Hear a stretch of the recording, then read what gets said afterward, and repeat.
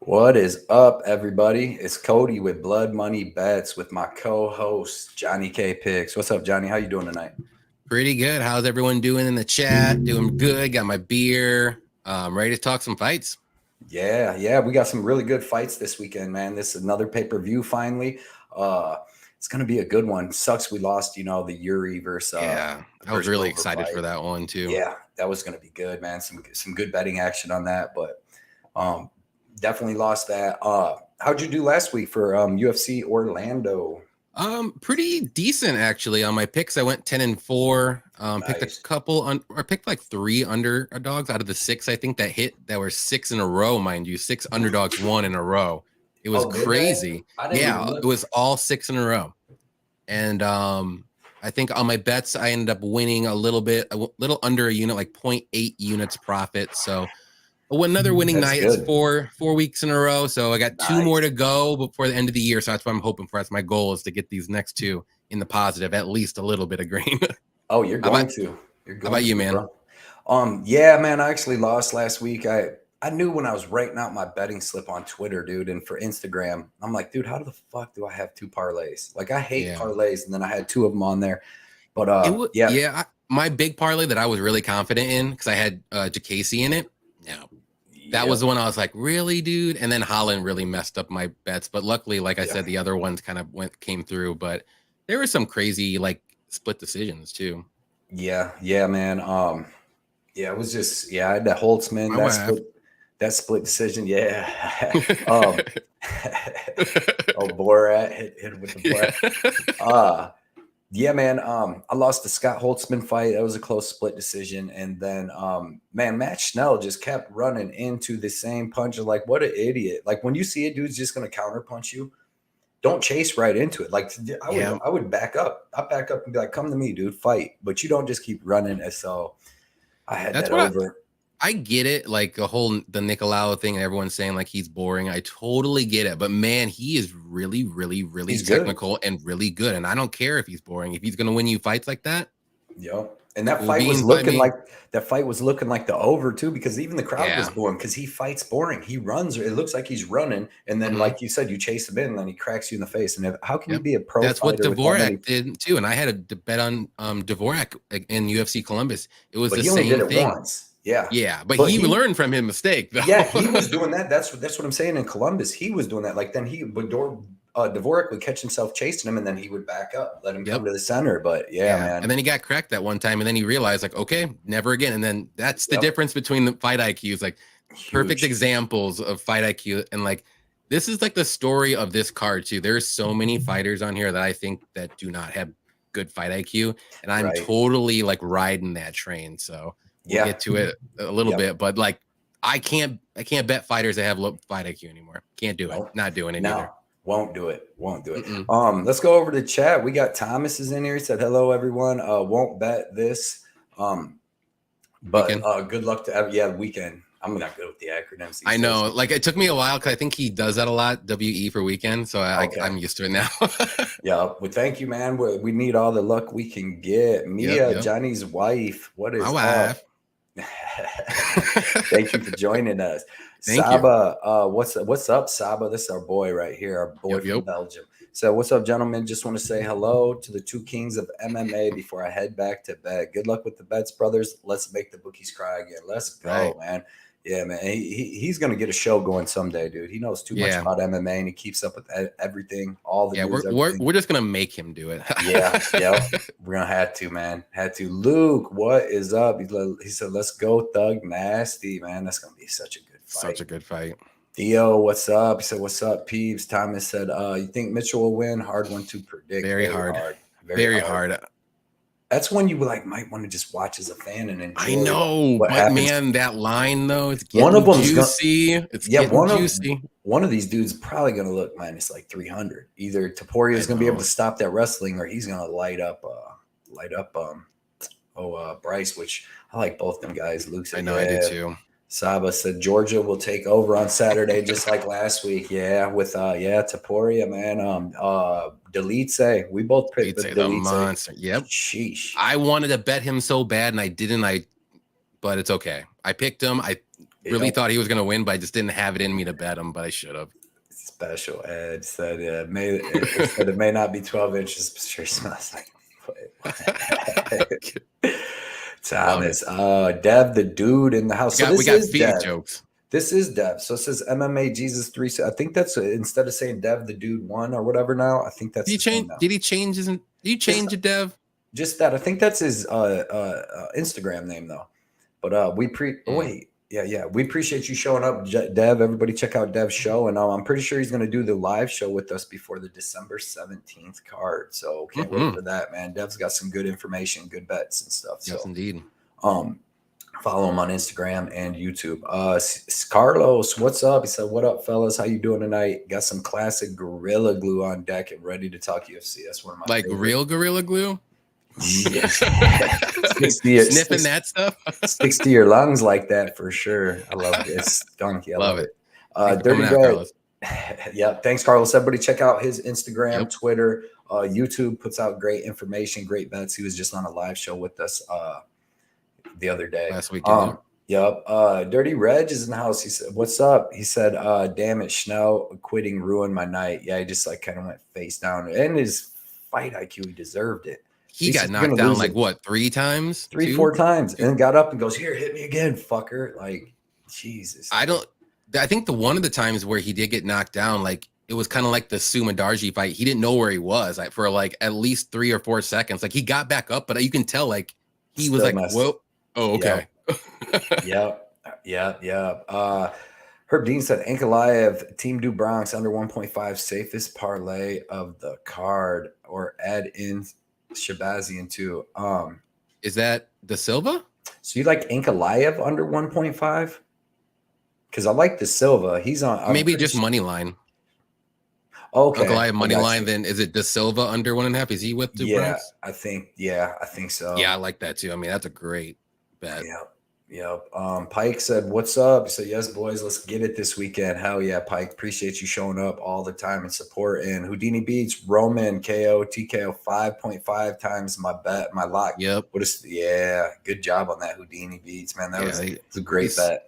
He's a monster, dude. Me and Johnny both picked him, but didn't have the nuts to do it. Yeah, I know. And I was like, I like to coin this phrase in our live chat. I'm starting to use it more. I was weirdly confident that Roman was going to win, and I know everybody was on Jack for good reason. Right. On paper, it looked like it, but I'm like, there's just those intangibles sometimes that you have to look at. It's like, this guy's on a roll.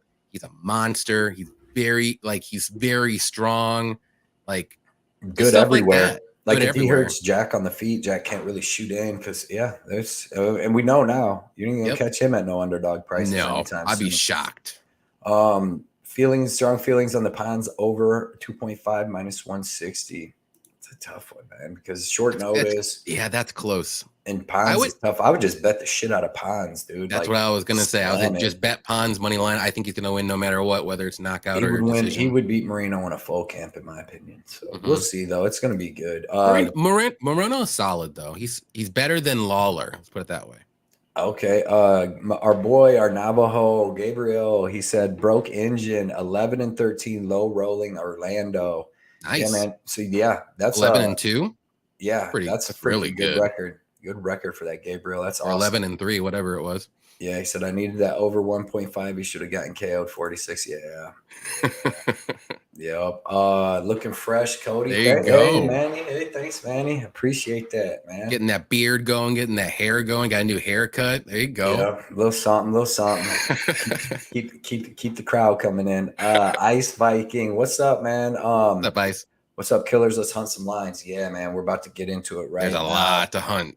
A lot to hunt this week. I love it. Prince of Mischief, any thought on Patty and Ariel situation? I didn't even see what happened. I was sleeping. I heard a little bit of it, and I didn't really watch the video. It's, I guess Patty was harping on Ariel for some reason, and then Ariel came back at him. So yeah, well, Ariel's a turd. So I should have been second to you in the contest, Dev, but I forgot to switch off Nico to Ro. I bet Ro on my parlay teaches me to make it. Yep. With your guns. Yep. We got Erik Betts fights in here. Up, Erik? Shit, the boys are back in town. What's up? Aren't you doing a live show after this show too? Yeah, right after, well, not right after, at 9 o'clock Central Time and 10 o'clock Eastern. And I'm going to jump on with Erik Bets Fights and Couch Warrior, Mike, and Patrick from Addicted to Combat. We're going to do another live stream, just double shifting tonight. Sounds like a great show. Do some good information. It'll be on Couch. It'll be on Couch Warriors YouTube. Awesome. And everybody check out Erik Bets Fights, but check out his YouTube. He just put out a great video. I believe yesterday I checked it out, and his Twitter always has good content on all this stuff. Vitek, he said, I cashed that Dolitze finish. Only money line, easy money line. That was a very, very, very good bet. I should have done that one too, man. We missed out on some opportunities last week. Dude, yeah. Eric Anders. That was the I had it wrote down on my thing, but like I said, you picked him too, right? Yeah, I picked him. I was going to bet him at plus 170, and then I definitely wanted him at plus 200. But like I said, I put them 3 dogs in a UFC New York, and they didn't hit, so it kind of got me off of it. Yeah, I'm like 2 dogs at max per card that I bet, like maybe not even any. So like last week, I think I did row only, and I was thinking about doing Dolitze, but I just didn't do it. Yeah, I got another rule too. You'll never see. I don't even know if you see me doing any parlays anymore, but. If you ever see me with 2 parlays on a card, fade my picks, dude. Fade me that week. Bet the opposite way because obviously I'm retarded, man. And I wasn't actually thinking right. I used to get cocky, and you're like, "Oh, put this." Well, I mean, you had Casey, right? Yep. Everybody in their mothers had that, so don't look at that one. But my thing that makes me mad is if you go back and look at the dates, man. I put in RDA and Yasmin and got RDA at like minus 330. And then I went back a week later and added Casey like a greedy fucker. You know what I mean? Instead of just keeping my first parlay, hitting that, putting in another betting Anders or something, I just got cocky and was like, here's some free money. That's why I hate parlays, because you're like, oh, this is hitting for sure. This shit. And then always one of them shit the bed, man. Because it's so hard to pick one fight right, let alone 2 or 3 or whatever. You know what I mean? So, I broke my rule too. Like, I don't like to do 3-fighter parlays anymore. And I did a 3-fighter parlay, and I had Yasmin. Who else was it? I think it was RDA, and I had Jacasey, and he lost. So motherfucker. I can't do 3-fighter parlays. It's 2 or less. Come on, John. Yep, his name should be the shit to Bedsy, dude. I know. What a turd, bro. And then he's fucking running around like, oh, I won. Yeah, no, you fucking didn't win, buddy. Yeah, like don't do that. Any action FER boy said, what's good, chat? Anybody get their face broken 5 months ago on this card? Exactly. Like, Daukaus. No, I don't think so. I do not think so. But yeah, Herb Dean said Darren Till press conference making me feel better about my bet, talking about how he actually cares about his kids these days and how he's in good shape. Both could be lies, but still, well, hopefully he gets his ass beat. Then I'll believe it when I see it, man. If he didn't care about his kids till fucking this week, then hopefully Drekus just sleeps in like massive dog. Or just out grapples him all freaking fight. Exactly. No one's ever. That's what I'm expecting. I'm expecting him to use grappling, dude. Do you know how many submissions Drekus has? A lot. Like 4 times more than he does knockouts. Yeah, the whole beginning of his career was rear naked choke. So he hasn't showed it in the UFC too much. I know he tried to shoot for some takedowns on Brad Tavares, but Brad Tavares very good takedown like 95%. Yeah, and he still got him down once or twice in that. Could just from pure power. Darren Till's not good. He's never been good. Darren Till's whole MMA career is based off the fact that he kind of sort of knocked Robert Whittaker down 2 years ago. Like other than that, he don't got no good wins. The only way he's a weight I know at 170, still never made weight. Like, come on, man. I'll wait till we get to that fight because I think there's literally just one way that Darren Till can win, and that's Let's start it with Drekus's boy. We got Cameron Saaiman versus Stephen Koslow. Who you got in this fight? We'll start. So I like Saaiman here, or Saaiman, however you want to say it, or Cameron. I really liked him in the Dana White Contender Series. Like I was kind of impressed. I know he's 21 years old. He's really young. He showed really decent striking and good power. He has a good grappling as well, but not like amazing grappling. But he can survive on the mat if he gets taken down, which he's gonna maybe have to stuff some takedowns in this fight because Koslow is pretty much a grappler, finisher in the first round. He hasn't fought really great competition. I mean, either guy hasn't really. I mean, they're both super young. But I just like a little bit more. I think Cameron's a little bit more well-rounded. And this is super, super short notice for Koslow here. And I just don't think he's going to be able to pull it off here unless it's in the first round, like within the first 3 minutes of grappling. Maybe he gets a submission. But I think this goes under. I have the under 2.5, not the 1.5 where it's set for this fight. I wanted a little extra buffer zone for this fight, but I don't think it's going to last anything more than 2 rounds for sure. So give me Cameron here as my pick, and I got the under 2.5 in a parlay. Yeah, man. I like everything you said there. Koslow is definitely going to come in looking to get them takedowns. That's really what he does, looking to get them takedowns in the submission. It's tough. I wanted to bet Cameron, but it's like I seen him. He's young. I seen him on the regional scene where he actually got taken down and lost a couple rounds before in fights. So it made me stay away. But the short notice for Koslow, all that, I just believe once in the first round, Koslow may be able to get him down once or twice, but I don't think he gets the sub. And then I think that after that, just like the last fight with Cameron on Dana White Contender Series, he just starts taking over and getting a finish, like you said, in that second or third once Koslow can't land them takedowns, because his striking looked really good, switching stances, really straight punches, good power, knocked his dude out cold, knocked Wang Chung or whatever out cold. Yeah, and he's a solid striker too. Like he was doing really good in the first round and a half, and then I think his cardio kind of gave out a little bit, and then Cameron just started piling it out on him. So yeah, he pushes a good pace. That's why he's constantly in your face.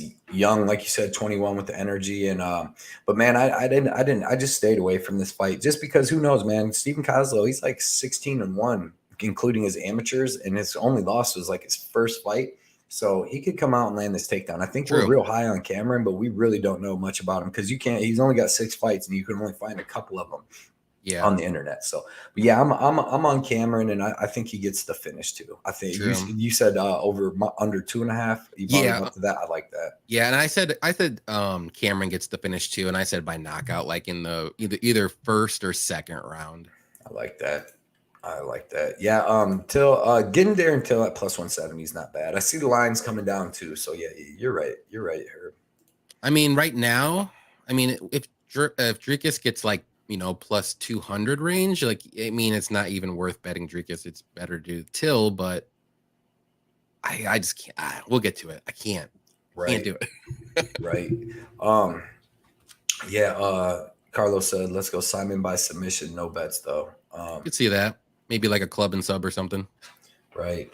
Yeah. Prince of Mischief said this is the 3rd time the UFC has asked Koslow to fight, and he didn't prior because of visa issues. Is he American? I thought he is American. He's from America. Maybe it was he was supposed to go somewhere else to fight, like Abu Dhabi or something. I know I did see a thing where they offered him somebody else tough a while ago and he couldn't do it. You know his nickname? I just looked on here. Obi-Wan Shinobi the Pillow. It's awesome. Yeah. And he's like a 10th Planet Jiu-Jitsu guy. He's really good. That's why I'm just gonna stay away from it betting Cameron because he's way up there. He's minus like 370. And that's why this dude's dangerous. That's why I didn't want to touch the money line. And Koslow's dangerous, dude. He's finished all 6 of his pro wins in the first round and ran through him. Wasn't even no resistance. So the only thing is, like, he's fighting 4-4, 1-1, 6-8, 2-7, 0-0-0-2. So yeah, Simone though too. Cameron hasn't really fought anybody. That Wang dude, he fought. That's his best had win. A decent record, but yeah, and he got beat up in that first round a little bit. He did. He had showed some adversity. I mean, that Wang Kim guy, he's 5-0 or 5-1. He's 5-1. He was 5-0. So. Right. Yeah, I watched that I watched that video where Jacob said that on the We Want Picks, and yeah, he said that he's biased. He loves Darren Till. So, but fair enough. Oh God, I don't know, man. You don't bet with your heart though. He's like 1-5. Never bet with your heart. Look what happened to me. Right. And he shouldn't even be Wonder Boy, right? Yeah, with Dalcha. And Oliveira too. All right, boys. Let's get to this next fight, boys and girls. Let's get to this next fight. It's in the men's bantamweight division. We have Jay Perrin versus Raul Rosas Jr. And did I start the last one? I did. Okay. Yeah, dude. This is gonna be another one of them fights where I'm just not convinced about the 18-year-old yet. He's going to be coming in fighting a well-rounded guy that's got good grappling himself, and I think that Perrin's going to have better striking. So it's like I think that Perrin can stop. I mean, after you watch the Contender Series with Rosas, I didn't think the guy he fought was that good. Obviously, he had no fight IQ because every time he would reverse Rosas, he would just put himself in a position to get reversed himself. But I think Jay Perrin's way better than that dude. This guy, great cardio, can put up a really good fight here. Like, he's good where Rosas is. It's weird. I know it's exciting to have these young kids come in, but dude, if you go back through the history of UFC, dude, and watch when young kids go watch, who was it? Spencer Fisher versus Dan Lozon, Joe Lozon's younger brother. Like, dude, he beat the shit out of him, like a bad beating. Like, and that kid just laid on the ground, got up, and he would beat him up because there was nothing he could do. Go watch Robbie Lawler versus Pete Spratt back in the day when Robbie Lawler was like 21, fought a full-grown man that actually had some skills, and he kicked the shit out of his leg, like beat him up Chase as a Hooper, kid. any of Chase Hooper's fights. Yeah, Robbie Lawler was getting carried out of the ring, and he was like 21, and it was hilarious. I watched it live. I was at my buddy Dusty's dad's house, and he's like, "Don't tell my mom. Please don't tell my mom I got beat up like this." That's what he was saying because he's a fucking kid.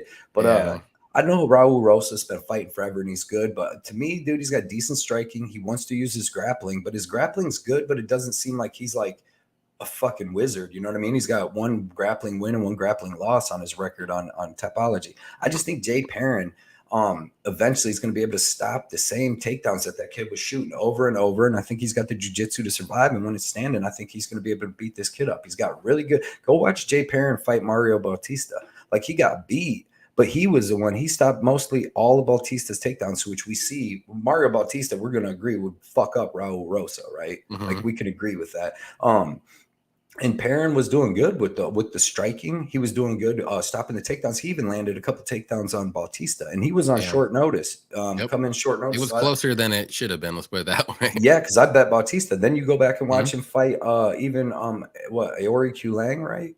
Was the last one. Yeah. And dude, great fight there. Almost got him out of there in the third round. And these dudes are to me better than Raul Rosa, who's like a one-trick pony. So.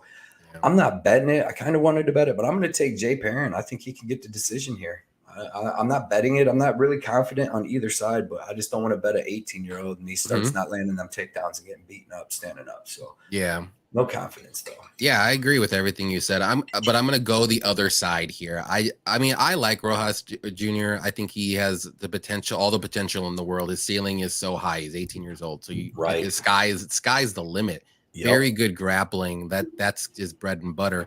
But we've seen too with like younger fighters like this, maybe not obviously not this young, but younger fighters, like if they have very, very, very good grappling early on, like they can win some fights here. And I think this is a fight that he can win. I don't think the UFC would set him up against like a really, really, really good striker and like damage him and stuff because he wouldn't win against a really good striker. There's just no way. But I mean, Perrin's very solid. He's good everywhere. He's just not great anywhere. And I think Rosas is really good grappling. He can get those takedowns. Maybe after a while, but he has the cardio to do it. And if he doesn't succeed the first time, he keeps trying. He's got good takedowns like that.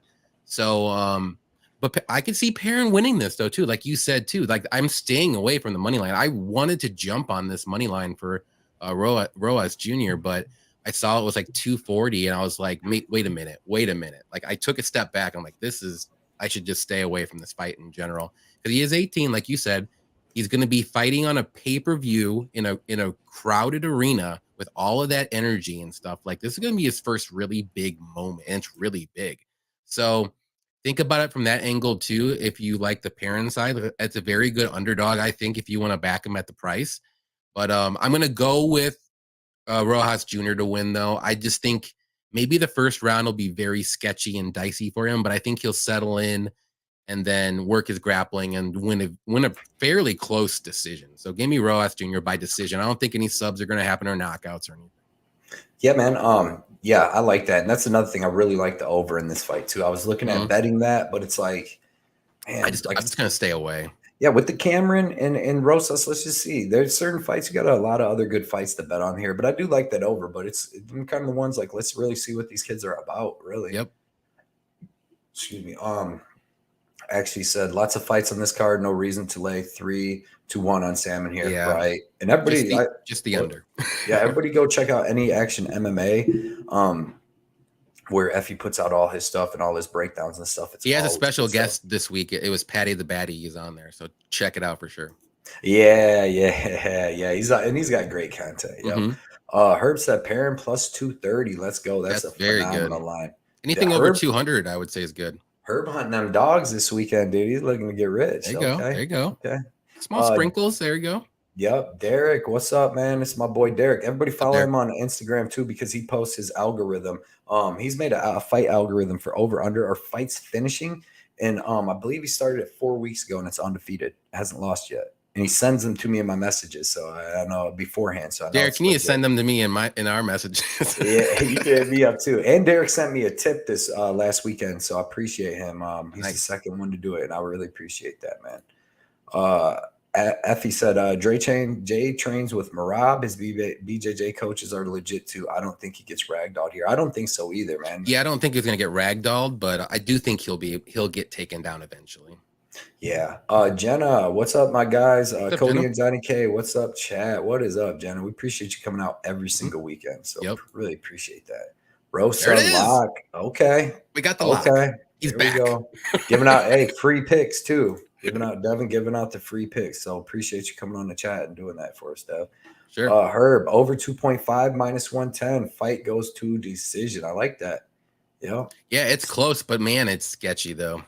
Yeah, just because I mean that Rojas does have really good jiu-jitsu. Perrin's been submitted one time. He's only been finished one time his whole career. Rosas never been finished. If I see a finish, I honestly think it could be Perrin, dude. Could be. But it's gonna be good. Oh, Euphoria, what is up? He said, yo, we live. Better believe it. Wednesday night. Hosa going in my parlay, and if he's the reason it crashes, I won't bellyache a bit over it. Yeah. Right on. He should win. I mean, but he should. He should.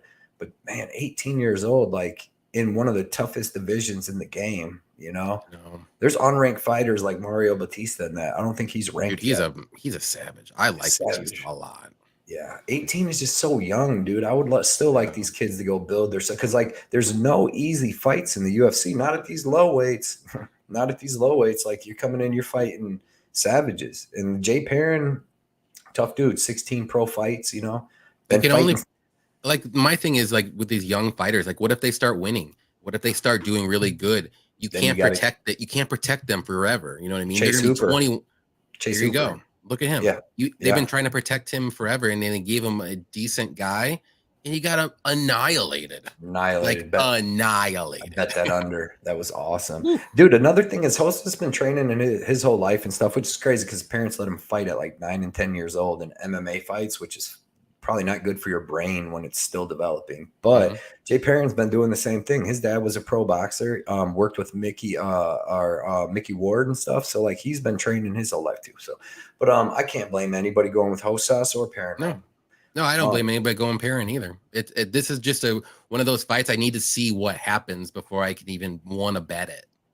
Nice. Ice Viking said he put $10 on Perrin by decision at plus 400, and that's nice. I like that. That's because he's tough, but I don't know if he finishes them. See, I know the over is kind of close like that because both these guys got decent amount of finishes, but both of them their finishes are over low level guys. So yeah, you know, and they're both pretty tough and durable. The Joker's tough as hell, dude. He took some big shots versus Q Lang and stayed up.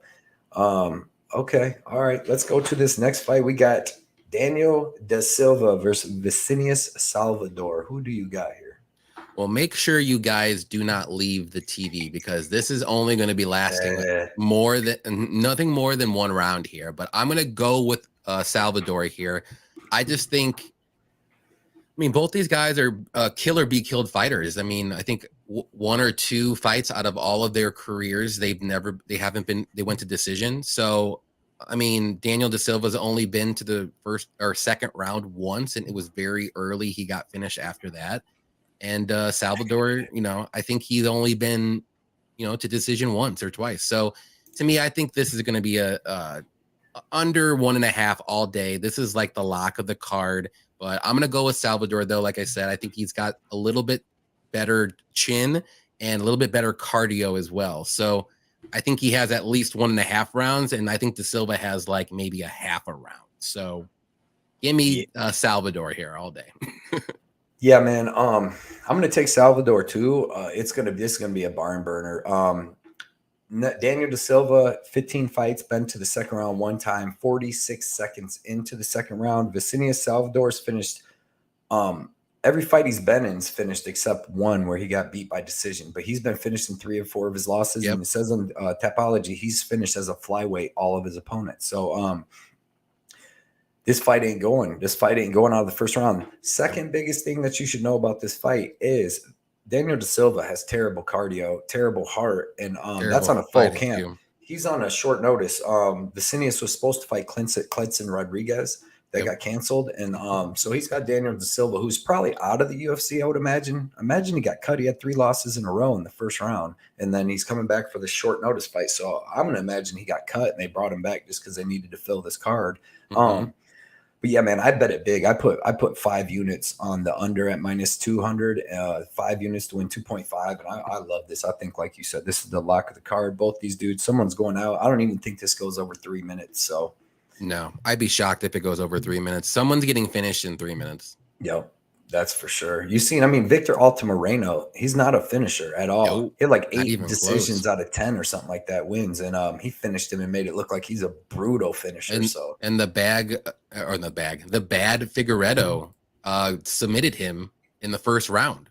And he's not even a submission guy. He's just a wrestler. Yeah, and yeah, man, he's just not good, and it's gonna go crazy. But dude, he's dangerous in the first 2 minutes. So, I like I said, I think the under 1.5 is like a free parlay piece. Like, if you want to throw one more thing onto that, like, do it.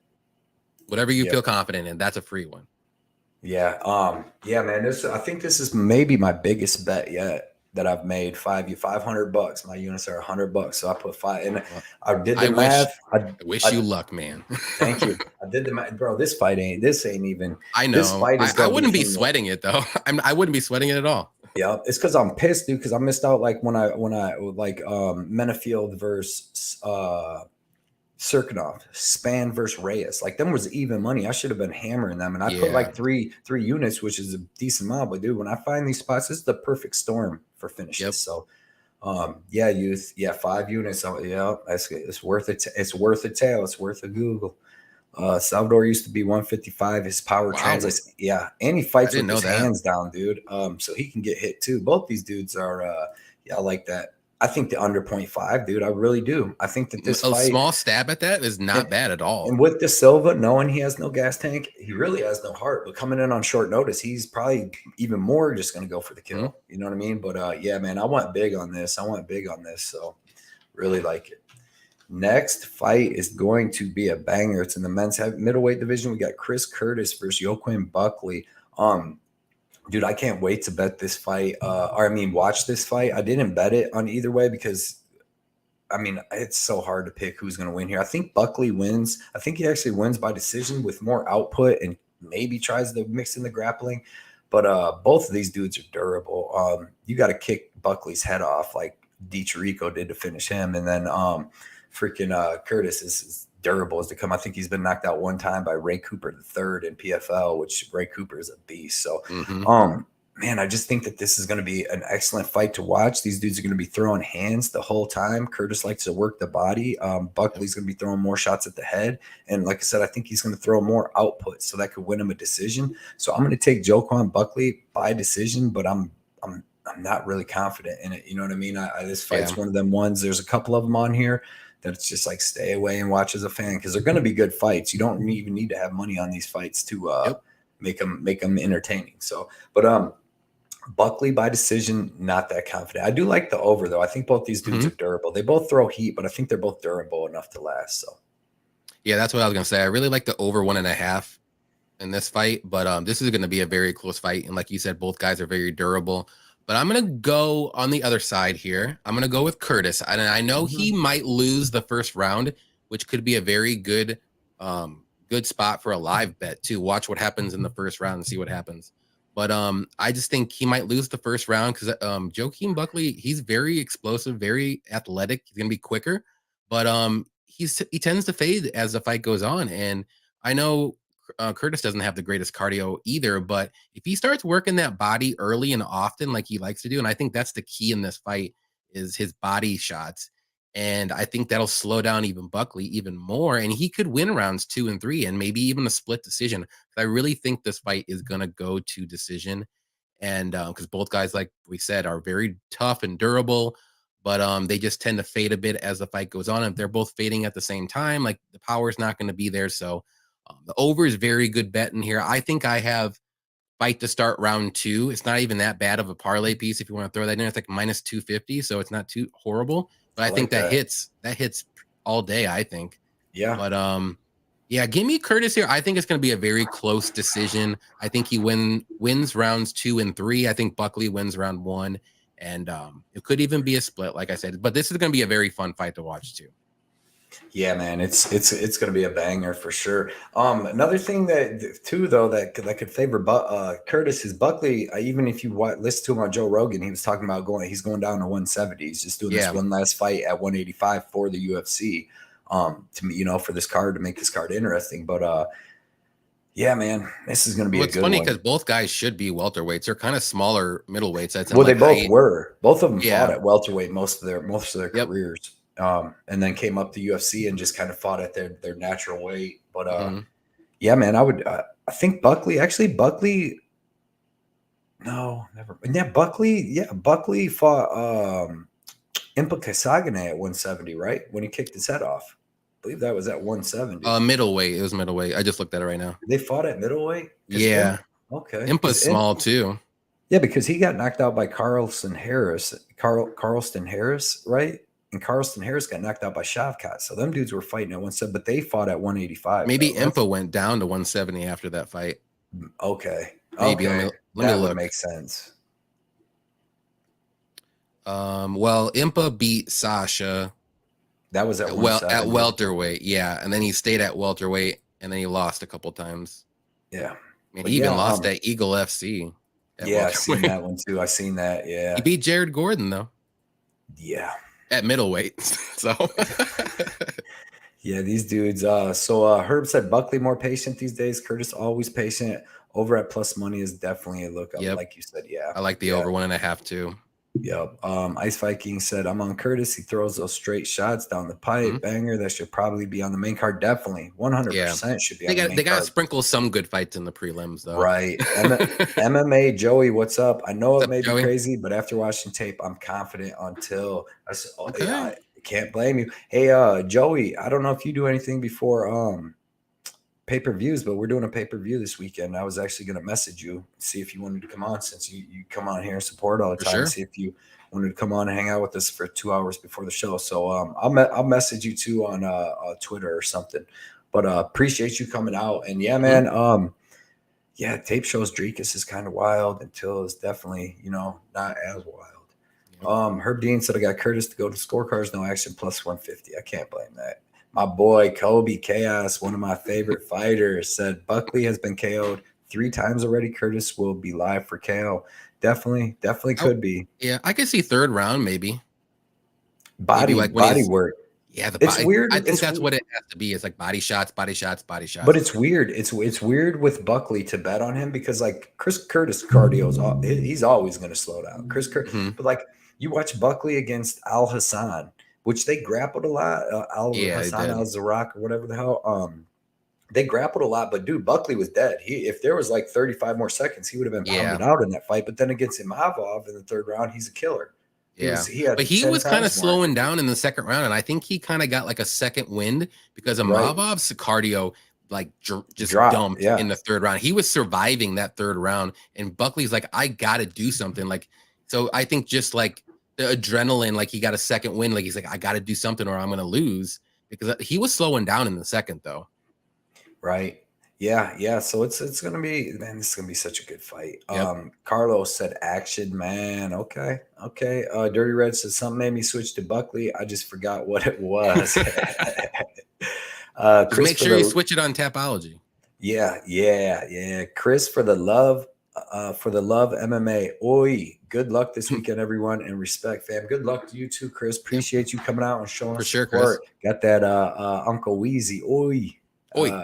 Yeah, I can't wait to have him on a show sometime too. I want to do a show with Weezy. Yeah. Herb said get MMA Joey and Bert on the same stream. Yeah, Bert Russell's or something. But no, we're gonna have a good stream. We're gonna have a good stream on Saturday. Yeah, it'd be fun. Nice little pay-per-view show. Because I might have to start doing them once I go to this new shift this weekend coming up on our next year at the beginning of the year. We might have to do them all like Friday night shows, which them are fun too, though. Yeah, I'm cool with that. Next fight is in the men's heavyweight division. We got Jairzinho Rozenstruik versus Chris Daukaus. Who do you have in this fight? I'm going to go with Rozenstruik here. I can't back a Daukaus to save my life right now. They are very chinny. Daukaus has been brutally knocked out. What is it, 7 months ago? And then before that, it was Derek Lewis, and they were both very brutal knockouts. It's really hard to back that, especially in the heavyweight division when he's not as big as Jairzinho, as in like weight. He doesn't have the power to back it up either. Man, I gotta go Jairzinho here. I know it might be a slow, boring fight, or it might end in the first round, like real quick too, like it's been doing for Daukaus. But I think the only way Daukaus can win this fight is if he drags us out in the third round in the later rounds and maybe wins a decision. I don't think he's going to be able to knock out Rozenstruik, and Rozenstruik might just sit back though and give Daukaus what he wants too. That's kind of a little worrisome for me for betting the over or the under here, because I could see it go both ways. I'm not touching this fight whatsoever, but I do like Rozenstruik, maybe money line or a knockout prop if you want to do that. But I wouldn't touch the over and under. I think it's too sketchy, and I just think he wins by knockout. I'll say first round. I think it's going to happen. He'll find it.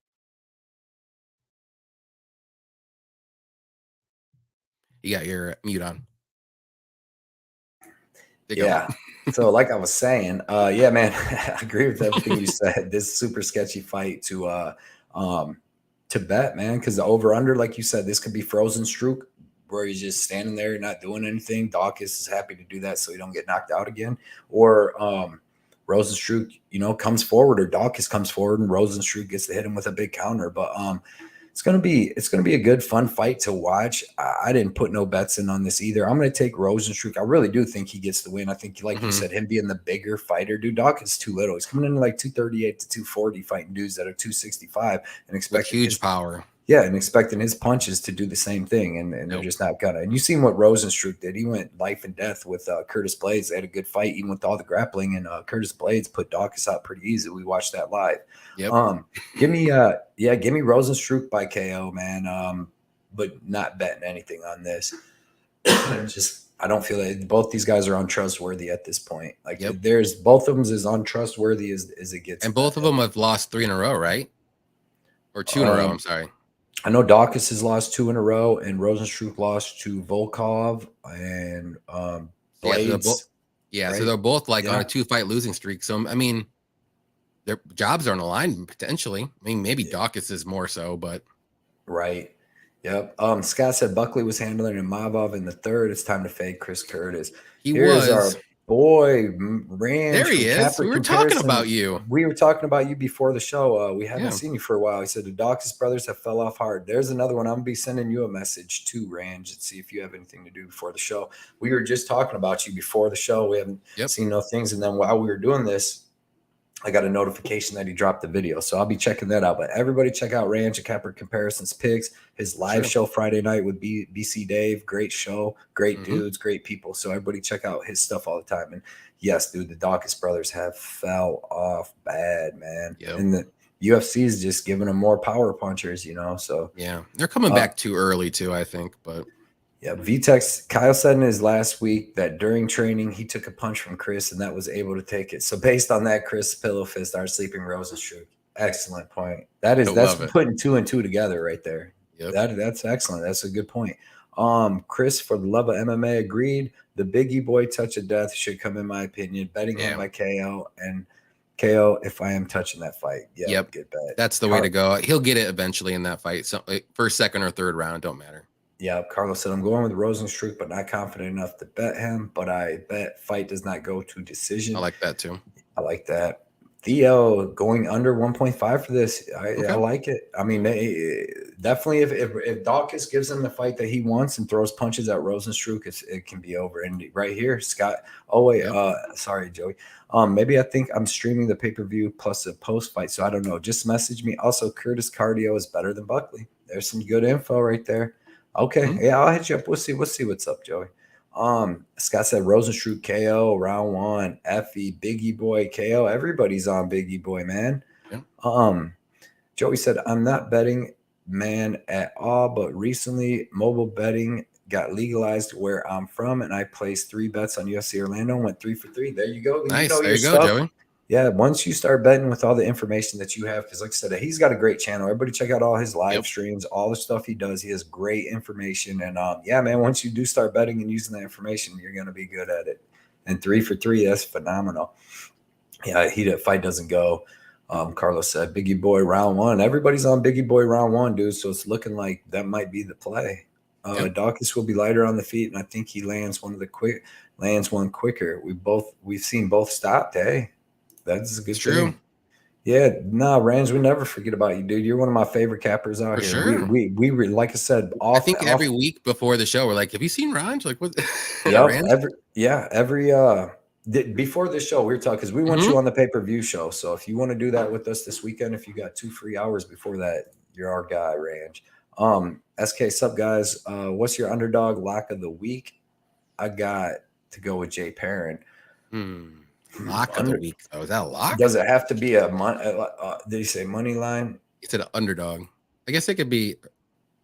I mean, plus money. Because I like Alex Hernandez, Billy Quarantilo under. I got a plus 140. That's my underdog pick. That's my underdog pick. It's the one I bet, anyways. I mean, I would have to, even though it's a kind of a close one. I mean, mine would be, I guess, Curtis. I think Curtis was the only dog that I actually picked out of the card. Okay. But I'm just going to go with him. I mean, Bryce Mitchell's another good one. That was tough. Bryce Mitchell, Blachowicz would probably be with them odds. But I just don't like I mean, Perrin's a good underdog as well. Those would be the 3 that I could see that would win. I mean, that's just me just looking right now. The underdogs that could win.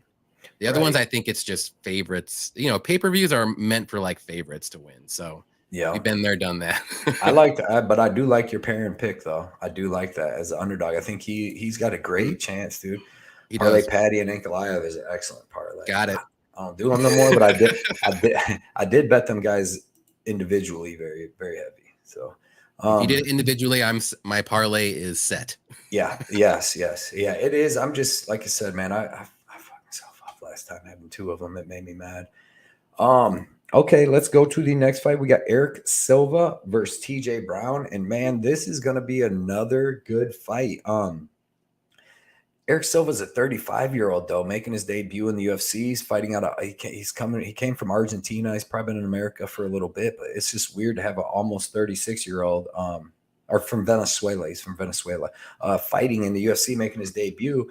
He's got decent striking, fast hands, some fast kicks, but he don't even want to strike. He just wants to try to get you down most time, but he doesn't. I mean, he's got decent striking, pretty fast, but he just doesn't look as comfortable there as he does grappling. But his wrestling's not all that good, and his jiu-jitsu is phenomenal. But I think TJ Brown's going to have better striking, better wrestling, and the jiu-jitsu is going to be pretty much about the same. And then he's got a million times more high-level experience. He's got a 2.5-inch reach advantage. I wanted to bet him at minus 130 by the time I got, or plus 130 by the time I got to the casino. It was a pick 'em, so I just stayed away. Plus, he's kind of untrustable. Then you got a UFC debutant off the Dana White Contender Series, like I said, 35-year-old, so it's kind of untrustable too. So give me TJ Brown. I think he gets him out of there. I like the under 2.5, but give me TJ Brown. I think that he can submit him after a tough first round, but I'm not confident on it. So what you got? You got Erik Silva first round. I am so weirdly confident that Silva is going to destroy Brown. Okay. I can't do, and maybe it's just because I know Brown has 0 fight IQ, maybe even negative fight IQ. But Silva's, man, his grappling and his submissions are just nasty. He's got really good ground and pound, and maybe Brown does have the better of him on the feet, like maybe the better striking, like you said. But man, TJ Brown's takedown defense is not great either. And I think Silva will be able to get him down early and work that grappling. And Brown won't even know what's going to happen in his fight. Like I said, fight IQ is just nowhere to be seen. I've seen it too many times for TJ Brown in his fights. I mean, he's been in the UFC for a while. He's fought 5 fights. He won 2 of them. Great. But look who he beat. Charles Rosa. Not good. Bad fight IQ. Right. As well. Kai Kamaka, not in the UFC. Not that great, I don't think. And then he lost to Jordan Griffin, Danny Chavez, which is okay. And then he lost to Nurmagomedov, who in that fight, man, I watched that again. He had so many opportunities, and then he just threw him away on the ground and got reversed every freaking time. And I'm like, I can't. If that's going to happen in this fight, no. Silva's going to submit him, and I think that's what's going to happen. This fight's going to get to the ground, and Silva is just going to show off his elite grappling. I think he has elite grappling. And I know he's 35, but I just don't. This is kind of a fade on Brown, but I think Silva in this matchup, like styles make matchups or styles make fights. I'm sorry. And this is a fight where I think Silva is going to just walk all over. I'm going to say first round submission. I think it's going to be pretty convincing, like weirdly confident. Like I said, maybe I shouldn't be as confident in this fight, but I got to bet on Silva at -110. I wasn't going to bet it, even though I was confident he was going to win at like -150 range, -140. Then I saw it drop all the way down to a pick'em. He opened up at -200 range. Like the bookies bookies mess up every once in a while. I will give him that, but they don't mess up often. Like they put him as a -200 favorite. And I always like to look at that too. And I'm like, if they're putting them at a -200 favorite and it's already a pick 'em, like it's almost like a no-brainer bet. So that's just my 2 cents. Maybe I'm too confident, and I get it. But that's just me. I like Silva here. Yeah, dude. I don't know, man. I think Brown's a little better on the ground than that. He's good on the ground. He's got good scrambles. And he gave up so many opportunities though in that last fight, though. He did. And Nurmagomedov's got really good wrestling though, and scrambles himself. Like he's like a Chinese national wrestler. Do you think he's better than Silva though? Grappling? Nurmagomedov? Yeah. Yeah. I think so. That's what I'm saying. It's like tough, but it's tough. But like you said, judging off last week, if you want to go off fight IQ, TJ might have negative. He really might have negative fight IQ. So even when he fought, what's the one dude? What's his nuts? Chavez. And Chavez just beat the shit out of his leg, and then he didn't even try to wrestle the dude until like the 3rd round. Like, bro, you're getting your leg beat up. You're supposed to be wrestling this dude, and you didn't even try. Daz Files in the house. He is. He said, I thought he was 39 and a hippie. Yeah. Silva does look playing volleyball down by the beach. He looks young though, like for a 35-year-old, like he looks younger than I think he looks younger than 35. That's weird. Who's the last 35-year-old that came off the Contender Series, dude? I don't know, but then again, like you know what I mean? Like you're not even a contender no more. You're just kind of like fucking. I mean, if the UFC wants to do anything with this guy, they're gonna have to feed him a couple quick wins. Like you said, he's gonna have to go through them. Yeah, and I think he could, and I think he will.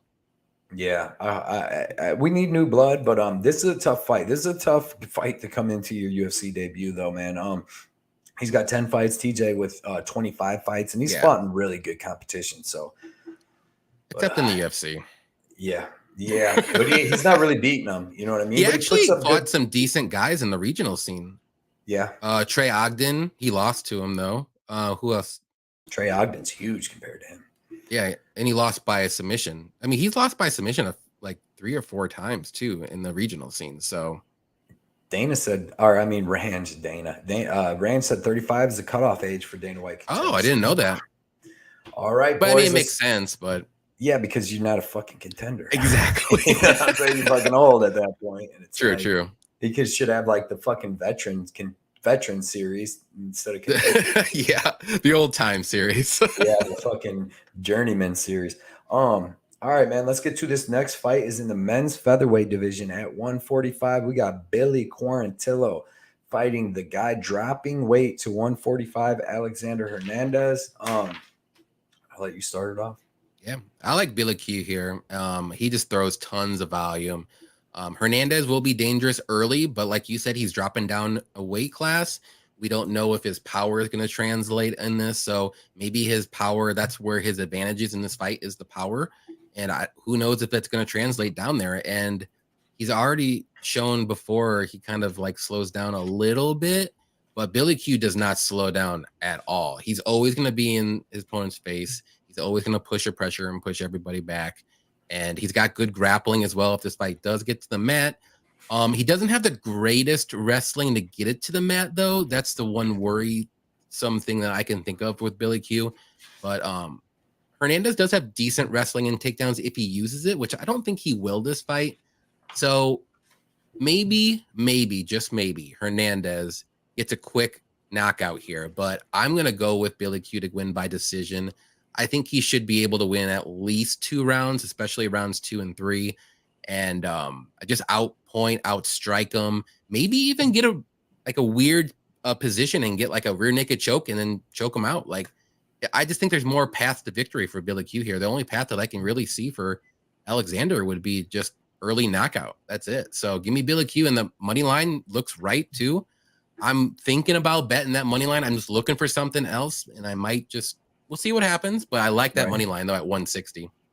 Yeah, man. I do too. I'm with you on Billy Q. I think he gets the finish here. I think he's going to get him in the 2nd or 3rd round. Hernandez, I think he's gotten finished in the 2nd round in all 3 of his UFC losses.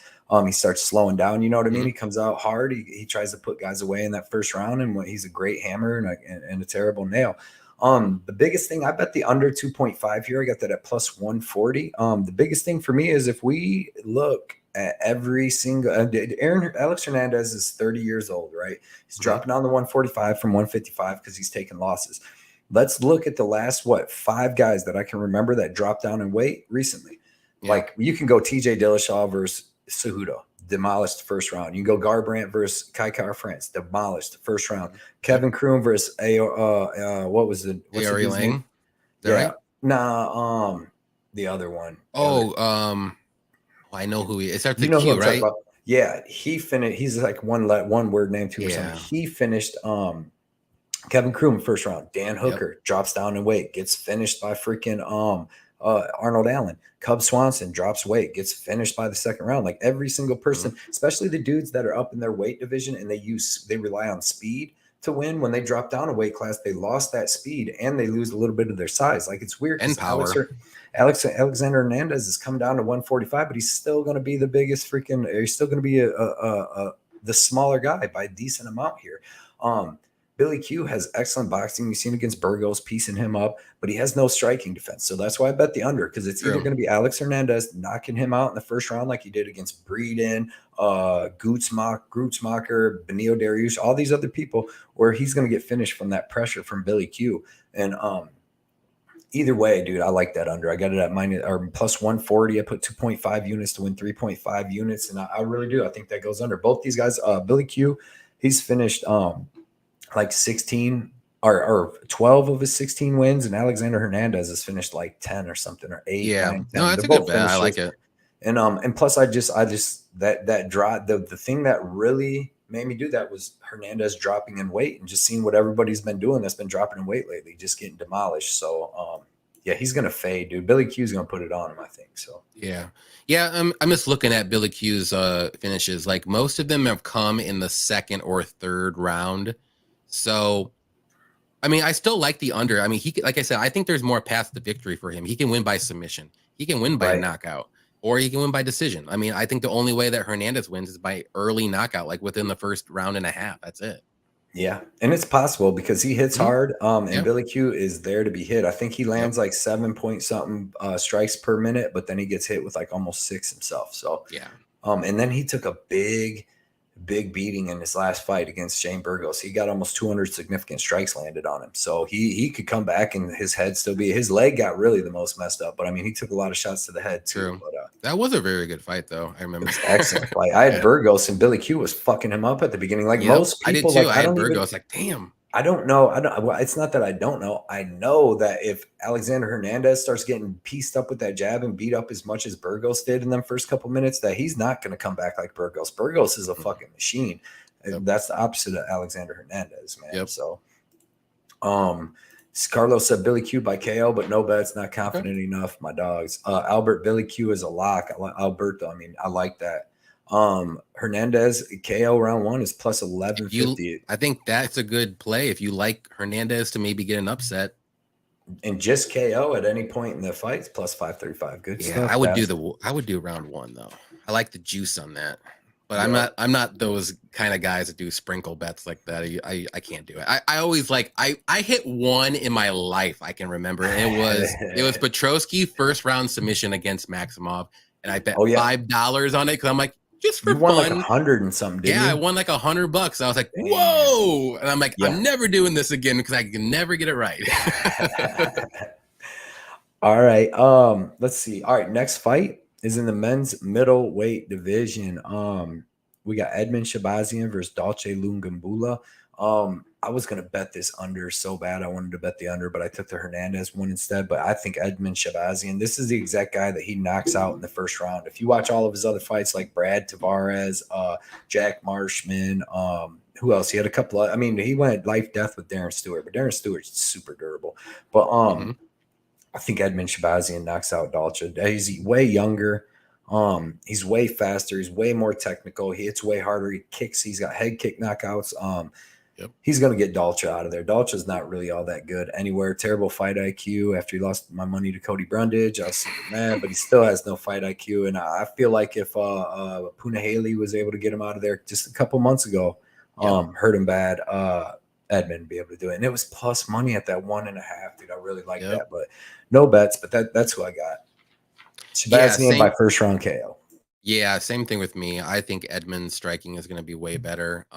I mean, Dalcha can go for takedowns, but we've seen him try to go for takedowns and use his very low fight IQ. This is the trend of the card, guys. Bad fight IQ. I think Dalcha has it. Don't bet him. So Edmen, I think he's going to be able to outstrike him at least. I'm thinking he's going to work on his grappling because that was his bugaboo his last 3 losses. And another thing too, he knocked out Brad Tavares with a left head kick. So Tavares is tough as hell. So if this fight gets out of the first round, Dalcha's not going to have any cardio to go on the rest of the fight. So Edmen's definitely going to get that knockout in the second round at the very latest. So I like Edmen first round knockout here too, maybe second round knockout, but I don't see it going to the third. I have the under 2.5. I know it's set at 1.5, but I just did a little bit extra just in case for a parlay under 2.5. I think it's even a decent price at like minus 190. So it's not too bad. But yeah, I like Edmen here. I think he comes back and gets a pretty fairly easily win here. No money line bet. I think it's a little too overpriced, but the unders are way to go on this fight for sure. You got mute, son. I've been doing that mute and I didn't used to. Yeah, but this is a huge, like you said, man, this is a huge step down in competition. And Edmen's still young, 25. He was fed to the wolves, dude, really quick because how good he looked. Oh, yeah. He's definitely going to get that win. Patrick from Addicted to Combat said, I made it. What's up, boys? Well, you made it Patrick? Just in time. I got my whiskey ready to go for the next round. This is a giveaway, boys. Oh, it's the giveaway. Here's the giveaway. It's a Legends giveaway. Okay. Shogun Hua, Mark Coleman autograph cards. Shogun Hua, Mark Coleman autograph cards. We got 44 people in here. So unless you're super smart and really know your UFC stuff, you will know this. If not, better get them Google fingers ready. Who was for these two champions, and it relates to their weight class and with what's going on this weekend, who was the first UFC light heavyweight champion of the world? Winner gets these 2 cards. Winner gets these 2 cards. Who was the first UFC light heavyweight champion ever? Go. I will tell you, I do not know off the top of my head because I came in the UFC. I didn't watch any of that old stuff. This is old school. Effie said Hasbullah. Boom, winner. I wish. MMA Jesus, no. No. I like that they're guessing, though. I like people's actually guessing using their brain instead of the type. 46 people. No one got this one yet. Oh, here's a whole bunch came through. There we go. SK with the Frankie Shamrock. I see that SK was as first well. One. I don't know who Oliver was, but yeah, I got SK 809 put in the Shamrock right before Prince of Mischief was right there. Omar was right there. Ooh, Damn, they all came in at the same time. I saw like a whole bunch come in. They did. Them were all good guesses, though. I like that Dev just picked from his mind with Randy Chuck. You see Carlos one with Rich Franklin. Excellent picks. SK, bro, get a hold of me on Instagram or Twitter. Send me a message. Give me your information. I will send you out. You just hit this Shogun freaking Hua and Mark Coleman autograph. There you go. Those are sweet cards too. Both them guys, UFC light heavyweight fighters. Coleman, obviously, first heavyweight champ. But thanks for participating in that, man. Everybody being in here. We have 46 people for that. Alberto said Andrew Tate. Omar said on my screen. Mine is first. That's when I don't know what's going on with these because we did that with Carlos and he actually showed us a message that said his was first. But like, I'm being honest, on my screen and I'm looking at it's SK. SK said it first. So yeah, I mean, but they all came in at 809. But they did because you had MMA Jesus, Randy. Like on the live chat, it says that it might say something different. Yeah, on your live chat though, Omar, it says yours came in first. I don't know. Yeah, that's so weird. Yeah, we got to go with what comes up. I know. I mean, I'll be the I'll be the tiebreaker, and I see SK first. That's just me. Yeah, I don't. Yeah, that sucks, man. But we're going to this Saturday. Plenty of giveaways. I'm gonna give out 2 giveaways on Saturday. Okay. Yeah, on Saturday you might get 3, 4 giveaways. So be there Saturday, and they're gonna be all fighters. I'm gonna try to find all fighters on the card, UFC cards for everybody for 2 giveaways. So. Oh, wait. So Prince of Mischief said you got to filter it by live chat, not top chat. What's that mean? I mean, we're on StreamYard, so I don't know if we can even do that. Maybe that's a YouTube thing. Okay. See, everybody else saying it, but because like Chris said SK was first on his. Yeah, I just don't want to Alberto said feel SK. like they got cheated, but I promise whoever said, but we'll ask more. Everybody. I mean, we're not here to cheat, but there's like 4 people that said SK was first. So I mean, maybe it's different for everybody, but I mean, we're not lying. We promise. Damn, dude, Erik fucking Bets Fights just gave me a great idea on what my damn question should have been because this man broke this man's freaking arm and was the first man to fucking beat him ever. And then the brawl erupted in the cage with Vondelay and all them over in Pride. Yeah, Erik, I forgot all about that. I didn't even think about that when I grabbed these 2 cards out today. But yeah, they fought in Pride. Mark Coleman broke his damn arm and a brawl erupted. It's crazy. It's like my brother-in-law, there's a whole weird story with that. My brother-in-law is best friends with Mark. I don't even want to tell this story. He's best friends with Mark Coleman's brother. And everybody, if you know anything about Pride, you know none of that stuff. They was over there doing everybody was doing shady stuff. And my brother-in-law told me that he was told to bet like $1,000 on Mark Coleman for that fight somehow. But you can't know he's going to break his arm. But somehow, like a lot of people made a lot of money off that fight. And that's like Mark Coleman's from my home city. It's just weird, but yeah, man, that was a crazy fight. All right, man, let's get into this next fight. Men's featherweight division, Bryce Mitchell versus Ilia Topuria. Who you got here, brother? Ooh, man. So I'm gonna kill time a little bit here when I said no. So I was filming and doing all the research and stuff, and I'm like, you know what? I'm gonna start from the top, like the main event, and go down.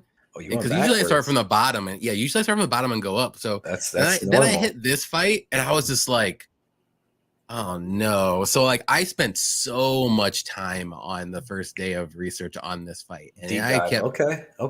I was deep diving because I didn't know. But I'm gonna go with my Georgian brothers here. I'm gonna go with Topuria. Now I love Topuria, but I really like Bryce Mitchell. I like his style, his Twitter. I like everything about Bryce Mitchell. I think he's great.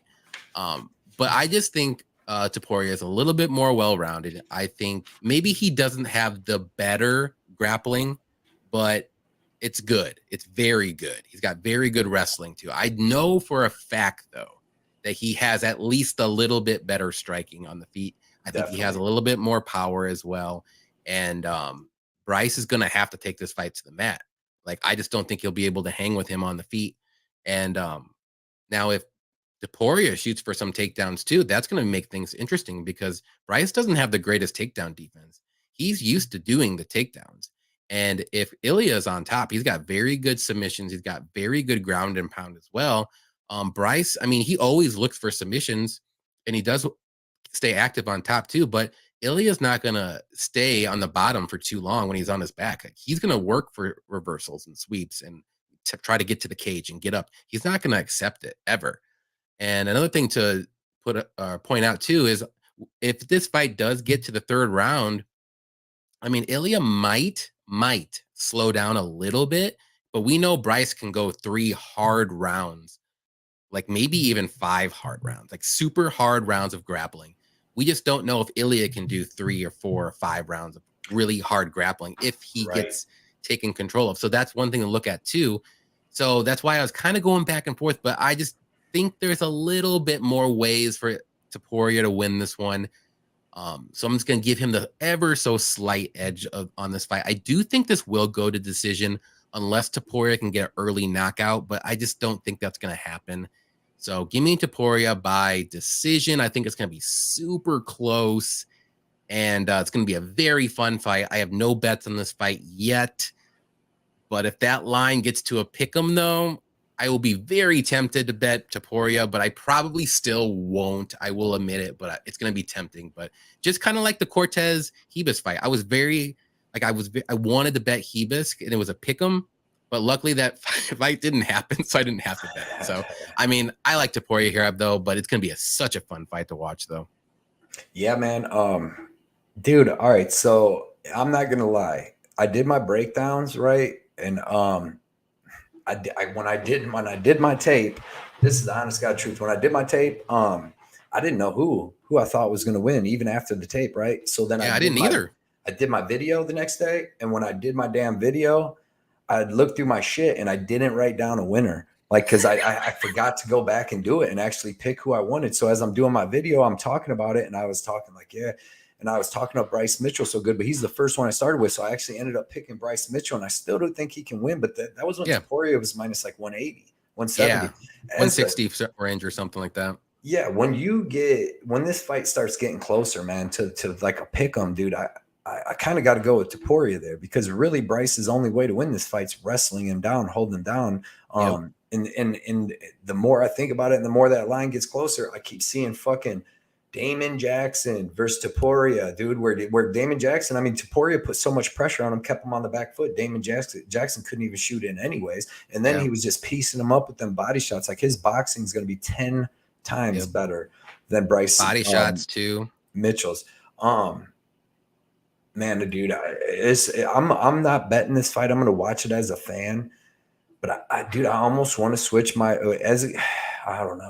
don't know, man. I get worried about that. I want Bryce Mitchell to win. And that's another thing. I love Ilia Topuria. I love both these guys, but I want Bryce Mitchell to win because I really love him. So it'd be a biased pick. So don't listen to me. But man, as it gets closer, I just feel like Ilia Topuria's boxing, like his striking is going to be a good amount better. But I'm keeping my pick, Bryce Mitchell, man. Bryce, there you go. Man. You keep your I pick. I always keep my picks too, even though I'm like, maybe I messed up, but I'm gonna stick with it. I'm not switching, but like I said though, I did pick that. Like, it came to me as I was giving it out. So, and I can't blame anybody. Like, look at here, CJ said he got him at plus 140, dude. That's the way to go. Like, that's not bad bets whatsoever. This is such a close fight. The dog price is the value side, but like you said, if this is gonna be a pick'em, 110, 110, or 115, 115, whatever you want to say, it's even. I gotta go with Ilia. Like, if you're gonna bet it, like, I just think he has more ways to win. But Mitchell's grappling is so good and his cardio is so good. Like, I can see him winning that way too. So it's just very, very, very tough. Well, the scary thing with me is, like, with Mitchell, is like, if you watch him with Andre Fili, like when them guys were getting up, like when Fili got up, he actually hurt Bryce Mitchell once. You know what I mean? And Andre Fili, he's not no KO dude like Topuria is. Topuria is a vicious motherfucker, dude. I wouldn't want to have bets either way on this fight. I feel like at the end of this fight, one of these guys are going to look minus 300. You know what I mean? Either Mitchell's going to be able to take him down, hold him down, and kind of wear him out and beat him up over them 3 rounds, or Topuria is going to fucking light him up. Yep. And I don't think there's any really in between. So, and I'm still, like I said, man, I usually give you guys a great pick, but I just want to watch this as a fan, dude. It's just like when it was going to be Topuria versus Evolov, man. Who the fuck knows who's going to win these fights? This is 2 undefeated dudes. I know we've seen Bryce Mitchell get beat on the Ultimate Fighter a couple years ago, but to me, like that was even a tougher fight to break down. And I'm glad it didn't happen, so I didn't have to. Right. But also a couple quick things. I'm sorry, I just remembered. Ilia is going to be a little bit shorter, like 3 inches shorter. So it might be a little bit tough for Bryce to go for takedowns a little bit more because he's the shorter guy. Yeah. And then also Topuria, watch him at weigh-ins, kind of has some trouble. So that's another thing to look out for. I was thinking about that too. I'm like, I'm not going to bet until maybe Friday and see what he looks like on the scales or if he's having troubles or what. So couple things to think about there too. Yeah, it's like Roberto was saying too. Ilia has more ways to win the finished fight. Like Bryce can't get him down pretty quick in that first round, dude. What he did to Damon Jackson was fucking sickening. Like he just walked him down, hit him with these body shots. As soon as Damon Jackson went to block the body, right up to the face, knocked him out cold. Like he's a bad dude, but Bryce is a bad. I can't wait to watch this fight. We got Zach saying Ilia is going to make people a lot of easy money. Bryce is overrated and would be exposed in this fight, and that's a possibility for sure. Yeah, I mean, he could be exposed. I will give you that. I don't think he's overrated, but I do think he can be exposed for sure on the feet. Right, but also Ilia, I mean, we've all talked up his wrestling and grappling, but who have we really seen him wrestle and grapple besides Yusuf Salau? And he was getting reversed against Salau too, and he slowed down a lot. And I got a way rate Bryce Mitchell over Yusuf Salau, like way. I think, but wasn't Ilia on short notice or something that fight, or is it UFC debut? Yeah, but still, it's Yusuf. And Yusuf Salau is solid, like very solid. He's not in the UFC. He's decent though. Yeah, I think he should be in the UFC. I think he's good enough to be in the UFC. But so you calling for violence, Johnny? That's what Jenna said. Johnny calling for violence. I think decision, dude. I think decision. No, I mean the only violence that I can see would be Ilia Topuria knockout in the first round, like Damon Jackson. That's it. Right. Other than that, it's going to go to decision. It's going to be sketchy one way or another. It's greasy, whatever you bet. So that's why I don't want to bet. 2 undefeated fighters, like 6 Hound is saying too, is crazy. Darren Till versus Dricus du Plessis. I'm gonna start this one off, and I'm taking Dricus du Plessis. Darren Till, like, I don't know. I know he's a public figure. He's this and that. I know he's known for, you know, his greatest accomplishment is like a flash knockdown of Robert Whitaker a couple years ago. But other than that, he doesn't beat anybody. He's not all that good in my opinion. He's got decent striking, but it's not like he's some killer. He's one finish in the last 7.5 years, and I believe that's Donald Cerrone. You know, and that was at 170 when he was going down as a fucking weight bully. Anyways, he never made 170.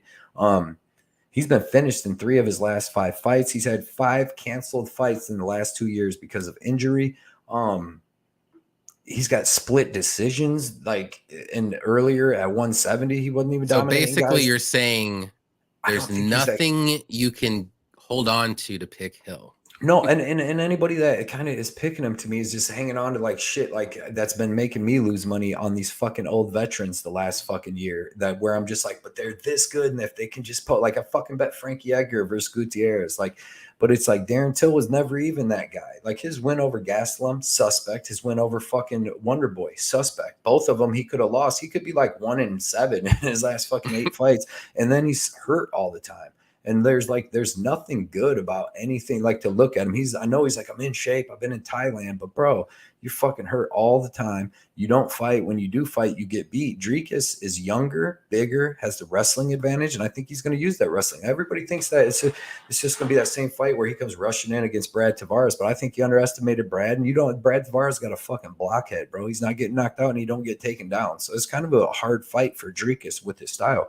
But, I think he can wrestle Till. He's got a ton of submissions. He's got great ground game. You've seen with Trevin Giles, all these other people where he was holding Trevin Giles down, doing good against him. Delete wasn't even doing that good against Giles. I just think that he can hit Till. like I said, Till's gonna have the crisper striking. Obviously, he's gonna have the better counter striking. He's probably gonna land a couple shots, but I don't think Till's that knockout guy. And like he starts getting wore down, dude. Like fucking Derek Brunson made him look like Derek Brunson look like he's got a gas tank. He's the one that gassed out against Brunson and got finished in the third round. Like in my fucking dumbass bet him. And then when I was watching the tape, I'm like, what the fuck did I bet Darren Till? I bet him because I thought he would gas out Brunson, but I didn't realize Darren Till don't have no fucking gas either. He's not dangerous. No wrestling. No, I don't. I'm picking Drikas, dude. Dude's an up and comer. He's bigger. He's better. He's in better shape. He's been fighting. Durable. It's not and people will say a recency bias. The recency bias is on fucking Till. He's 1-4 in his last 5 fights. In 5 fights in 4 years, and he's 1-4 in them. He's won 1 fight in 5 years. And that was a fucking split decision that he might not have got. And then that split decision that he did got was against Kelvin Gastelum. And that was like 4 months after he fought Israel and had that fucking banger. And Kelvin Gastelum got beat the fuck up in that fight, and he still couldn't even put him out. So I'm taking Drikas. I actually do got a bet on him. I bet him at -135. Nice. I'm not saying that he's going to come out and just kill him, but I think he gets the win. He out toughs him, he out cardios him, he outworks him, he out everything. So I don't like Darren Till. I just don't think he's all that great. I do like his social media and stuff, but I just don't like his fighting. So give me Drikas. I think he can finish him. I think if Brunson and all these guys been able to finish, Tyron fucking Woodley could finish him. I think Drikas can. I think he subs him. I think he uses more wrestling in this fight, switches it up, and fucks Till up. So that's what I got. Pardon my French, too. Love it. Love it. I don't even know what to say after that. You said everything that I wanted to. I just don't really see a path to victory for Till. He's too low volume for me. I mean, like you said, he's a very good striker. He's going to have the more technical striking, good counters. But man, like we've seen Drikas get destroyed in his last fight, like 3 very good shots in the face and a knee. And like he just seemed like he took it. Like there's no way that Till has more power than Tavares. I don't think so. And I think Drikas can take any shot that he does. I think Drikas will be able to take him down whenever he wants to and work his wrestling and grappling. He's got very good grappling. He's got more submissions on his record than he does knockouts. And what's that? So we haven't even seen in the UFC his UFC grappling yet. Like there's a whole new like chapter to Drikas du Plessis that we haven't seen yet. And we've seen pretty much everything we need to know about Till. And it's not that great. I'm not gonna lie. He's almost 30 years old. I'm surprised he's 29, to be honest. I thought he was like 32, 33, but Till has to prove it to me. There's just no way that I can back Till on a pick or especially a bet. So give me Drikas here. I got him at -140. I put a 1.5 unit bet on it. I had him in a parlay with Ponzi against Lawler. I thought that was a free leg, so I threw Drikas in there as well. But I'm okay with a straight bet with Drikas. I think he dominates this fight. I mean, maybe not like 30-26, but he should win fairly comfortably, like a decision if it gets that far, or like a club and sub, or even a knockout like in the later rounds. But I just don't see a path to victory for Till unless he gets a knockout. But he's not going to knock out Drikas. I just don't see it. Like, prove it to me, Till, and then maybe we'll talk later. Yeah. Yep. His last night, like I said, he didn't even look good at 170 when he was a size bully. Like I don't know. He's got good. I'm just, like I said, man, his biggest claim to fame in MMA is kind of sort of dropping Robert Whitaker 2 years ago or something, and then getting beat up the rest of the fight. Zach Milliken, I think Milliken MMA. What is up, man? Thanks for coming out tonight. Everybody check out his channel and stuff, Matt. Zach Milliken. I like that. MMA. He was saying, somebody was saying Till was supposedly injured. He did injure his eye, but that was like on Instagram like a month. Was that on the Brunson fight? No, he was just must have been training. He just showed a picture of his eye. It was just like red and like it looked burn or something crazy. But that was a while ago. Yeah. 23 MMA. What is up, man? Appreciate you coming out. He said, sup, guys? Lots of Latinos this card. Looking forward to seeing them winning. Yeah, man. Definitely. If there's Latinos on there, they're fighting hard, dude. Some of the toughest dudes in the whole world for sure. Appreciate you coming out, bro. SK Till striking is better than Duplessis. Could counter punch Duplessis, double blitz punches. It is, but it's just more technical. Duplessis got good striking. Act like he was a kickboxer, like a world champ kickboxer. Like I believe in like Glory or something like that. I don't know if he's a world champ, but he was a champ kickboxer. He just has different, but dude, his power is so fucking nice. Like he could easily, if Jorge Masvidal, who don't finish nobody, he's the king of split decisions and shit. Knocked him out cold. I don't see why Dricus can't. And that was a 170. Or Dricus is going to be bigger than Till too. Till looks soft in his Instagram and stuff too. He don't look like the same dude. Yeah. Training with Chimaev hopefully improved his skill set. Yeah, he don't even train with him no more. Something happened between them guys. Maybe it was after that backstage scuffle, but you don't see them guys together no more. You know what I mean? Like you haven't seen a picture with Till. I think something happened. Zach said Till counterpunching is perfect to counter Duplessis, who holds his chin up high. Yeah, but that's just because of the one fight with that's the only time Duplessis was even really getting hit was against Tavares. I just think he underestimated him, came in crazy. Yeah, I think he wanted to try to get that first round knockout, and he looked kind of foolish a couple times, and then he reset. And then Brad Tavares is good. I might pick Brad Tavares over Darren Till too, dude. If we're gonna keep it real, I mean, to be honest, I'm not. It would be a close. Yeah, I could see it. And plus, like Darren Till, this is how you know he's not in the game no more. He asked the UFC he didn't want no more 5-round fights. He don't want main event fights. He's like Derek Lewis. He's like I don't want to do 5-round fights and this and that. What do you mean? Like, is your heart really in it? If you don't even, are you trying to be a champ still? Or are you just in it to collect the paycheck? What are we doing here? Let's see, SK, that double punch blitz is cringe. But yeah, at first it's slow in the first round, but once he starts putting a beating on these guys and they slow down, they're up against the cage and he starts doing it, he's fucking them up. But if any good came from Till training with Kamzat, it's cardio work. I don't think he will gas. I didn't get the early number on DDP, so I sprinkled his round 2-3. He was precise in his striking against Brad, even in third round. Impressive. Could see considering. I think what he did to Brad is going to take Till out, dude. Dev, I don't see no lock there though. Dev, I'm needing a lock. Come on, Dev. I got a big bet on this, man. I need that lock. But I'm glad Dev's on it though. 6-round DDP round 1 takedown against Tavares. Yeah. When he threw himself on his head, Dricus, but he was a little hurt when he did that. But his wrestling, like he's got good wrestling and grappling. I'm telling you. By the way, Till rocked Brunson before Brunson landed the takedown into the sub. Yeah, but you got to rock Till in the late third round though. Brunson when he's gassed. But so he had his moments, yeah. But DDP has. But that's the thing though. If you can't put out Brunson gassed Brunson. Brunson. You've seen Jared Cannonier. But I like what he said though. Yeah, at the end. True. UFC Egg's awesome too. Everybody follow UFC Egg on Twitter, man. For sure. Great channel, great content, great person. Always helping the community out. But he said DDP has the chin to absorb those punches, and that's what I agree with. I don't think Till hits that hard, man. Yeah. Some pink eye, stink eye. Yeah, man. Zach, if you do videos or you do Twitter or anything, let us know, everybody, man, so we can shout you guys out. Anybody here coming here to support us, help us out. We want to support you guys and help we'll give you guys shout outs for sure. Any way we can. Like Carlos, who came on here right here. See Yotis, what up too, Yotis? What up, guys? I'm laying heavy chalk this week. Use heavy chalk week. I like it. Carlos started in the comments and we're like, dude, you should start a channel. You know your stuff. Start his channel. He's already got like 150 subscribers. We had him on a show last week. So man, you guys know your stuff, dude. Get it. And we're going to help you. You guys support us. We support you. DDP always has the takedowns too. If he's losing striking, he looks like he has like 30 pounds of muscle until, like he's a big dude. He's 1 inch taller with a couple inches of reach until he used to fight 170. Dricus ain't getting there. It's wild. Till's only that. Next fight, Santiago Ponzinibbio versus Alex Morano. Who do you got on this one? Yeah, I'm gonna go Ponzi here. It's gonna be a better fight than Lawler. I will say that. But Moreno is solid. He's always gonna be a solid fighter. He's got decent striking, not the greatest power, but he has some. He's got decent grappling, but doesn't really use it.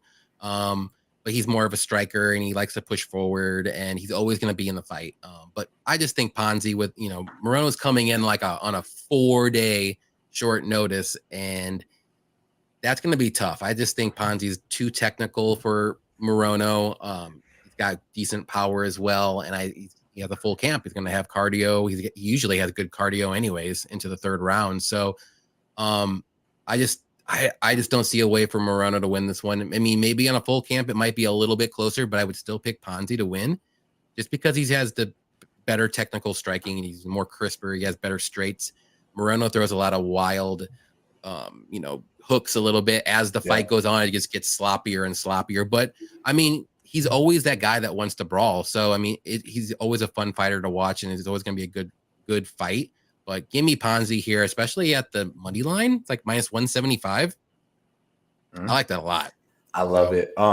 Yeah, like you said, everything you said is right. Even Morono on a full camp, give me Ponzinibbio. Better, crisper striking, hits way harder, has the grappling to keep it standing. I don't see where Morono wins this fight. He's not going to knock out Ponzi.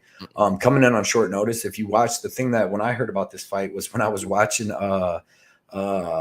Ricky Tercios. Afterwards, when he took his team thing, like, because that's his head coach is Alex Morono, and Morono looked chubby. I'm like, damn, Morono's chubby in the offseason. He is a little chunky, a little bit. And then fucking now he's fighting Ponzinibbio, who's a killer, dude. The guy's a savage. So give me Ponzinibbio. Morono's a tough mofo, so he should be able to last, but I don't know, dude. On short notice, Ponzinibbio pushes a crazy pace, and he hits fucking hard, dude. And if you're soft in any way and not ready to take the body punches and the heat that he's bringing, he'll get you out of there. So they didn't have this line at the casino, but I would have hammered the Ponzinibbio line.